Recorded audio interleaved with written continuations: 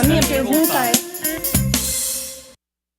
E para responder às nossas dúvidas, nós estamos recebendo aqui o Dr. Hudson Mourão, que vai falar, especialista em direito tributário, que vai conversar conosco sobre este tema especificamente e outros assuntos. Você pode participar conosco pelo 9904-0322, que é o número do nosso WhatsApp. Dr. Hudson Mourão, muito boa tarde. Seja bem-vindo aqui ao Jornal do Piauí. Obrigado. Primeiro, em que circunstâncias a União pode atacar o patrimônio de um devedor de tributos? Pronto. Primeiramente, boa tarde, agradecer a presença. Primeiro, entender como é que funciona já isso antes.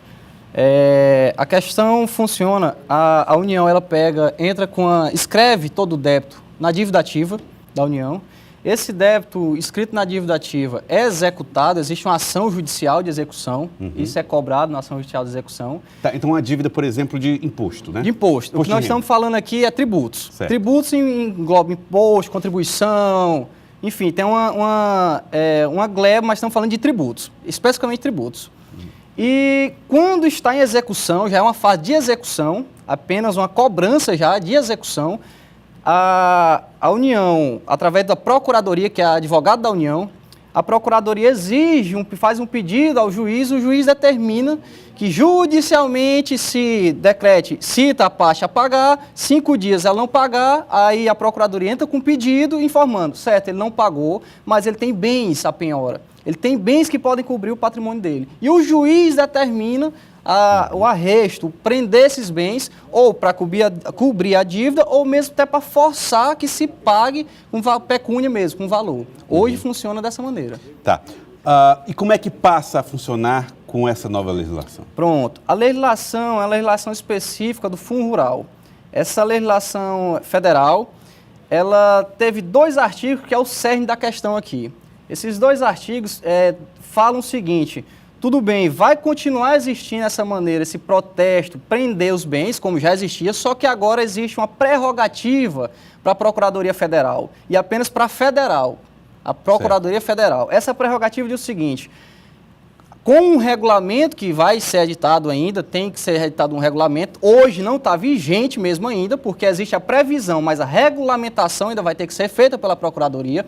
Ela vai inscrever o débito em dívida ativa, inscrito em dívida ativa, ela poderá juntar a certidão de dívida ativa e antes mesmo de entrar com a execução, ela fazer uma cobrança administrativa. Isso já existe. Caso não pagou em 5 dias com a cobrança que ela fez, ela pode pegar a certidão de dívida ativa, levar num cartório, por exemplo, registro imóvel, e requerer que aqueles bens não sejam transferidos a terceiros. Tá, agora, doutor Hudson, isso não gera um excesso de poder ao executivo que pode prejudicar o cidadão? Pois é, aí que está a questão. Para a Procuradoria, para o lado dela, isso é uma prerrogativa e até o Procurador-Geral, ele até passou uma ideia, e é verdade, existe previsão disso em outros países. No Brasil, que está tentando fazer isso, que seria uma novidade. Mas no cenário mundial já existe previsões em outros países a respeito disso. Na minha visão é inconstitucional. Por quê? Tanto a Constituição prevê que normas tributárias sejam editadas por lei complementar, que não foi o que aconteceu. Foi como essa lei? É uma lei que prevê o Fundo Rural. O Fundo Rural é um tributo, mas específico a contribuições previdenciárias de trabalhadores rurais. Isso. E dentro desse Fundo Rural tem 2 previsões, 2 artigos que possibilitam fazer esse arresto, prender esses bens administrativamente, ou seja, sem necessidade de judicializar. E se estendeu isso a outros tributos? E se estendeu, isso, justamente, quero se estender. Por isso existe a necessidade de uma regulamentação ainda, que a própria Procuradoria até passou em prazo de 90 dias para regulamentar isso, tem essa necessidade. E sem falar que o próprio Código Tributário Nacional, o próprio CTN, tem previsão, já tem previsão expressa, ele foi recepcionado como lei complementar e tem previsão demonstrando como que deve ser feito isso. Na minha visão, novamente, é inconstitucional e o próprio CTN já determina. Isso tem que ter uma decisão judicial. Tá, então vamos aqui para um exemplo prático. O camarada está devendo, o cidadão está devendo a Receita Federal. Certo. Atualmente, a União, para atacar o patrimônio dele, para tomar os bens, tem que entrar na justiça. Isso tem que tramitar na justiça. Agora não vai precisar mais disso. Vai ser mais rápido esse ataque ao patrimônio. Isso. Para a Procuradoria, essa prerrogativa, qual foi o intuito disso? O intuito, primeiro, a questão da morosidade judicial, que isso não é novidade, mas principalmente na questão tributária, quando vai execuções fiscais, imposto de renda, como no caso seria pela Receita Federal. Quando vai a execução dessas, são execuções que duram 10, 15, 20 anos. Muitas vezes, chega no final, duas coisas acontecem. A Procuradoria tem o direito, realmente é reconhecido judicialmente que deve ter aquele bem, só que ou não existe mais o patrimônio, já saiu para terceiro, ou então, se existe, decaiu ou prescreveu o direito. Entendi. E aí não tem mais como cobrar pelo período do prazo. Vamos só tentar explicar para o telespectador. Uma pessoa teve seu patrimônio, o Estado entrou na justiça para pegar o patrimônio de alguém. Certo. Aí o cidadão devedor começa a colocar o nome do filho, começa a colocar o patrimônio no nome da esposa, do sobrinho, de laranjas. Isso. E aí ele evita, como demora muito o processo, evita que o Estado recolha o patrimônio. Isso. O senhor acredita que a intenção da União seja justamente evitar isso? Quer dizer, resolver esse problema, que também é um problema grave, não deixa de ser. Sim. Sendo bem sincero, o problema realmente é esse.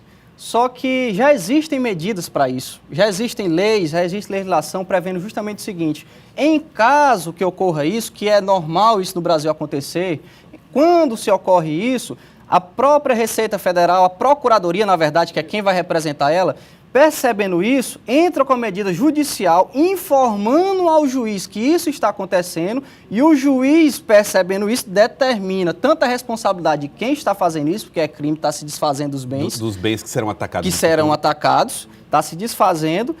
E, inclusive, ele próprio, no caso, vamos te dar um exemplo da empresa, vou levar um exemplo da empresa. A empresa, a responsabilidade do débito é da empresa, não do sócio. Mas existe uma das responsabilidades, uma das formas de responsabilizar um sócio é justamente quando a empresa está se desfazendo dos bens dessa maneira. E aí existe a previsão de responsabilizar o sócio e ir atrás do patrimônio do sócio administrador da empresa. Então, na sua avaliação, doutor Hudson Mourão, independente dos casos, é preciso passar pela justiça para que seja constitucional? É preciso.